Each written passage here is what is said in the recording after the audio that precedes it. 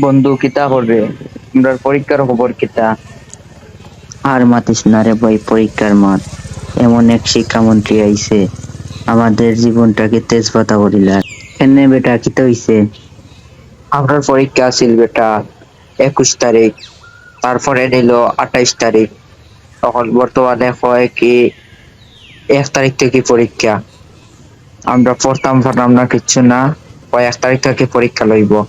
ভালো ভালে বুঝে না তো, আমরা পরীক্ষা দিতাম পারতাম না, অটোবাস দিত। অটোবাস দিলে তো চপ পেন্ট খুশি হয়ে গেলাম মানে। কোসাইন রে বেটা, পরীক্ষা দেওয়ার টাইম রইছে নি, দিলাই তো অটো পাস বলতো স্যার, খালি অটো পাস কিন্তু হালা স্যার পরীক্ষা লইতো।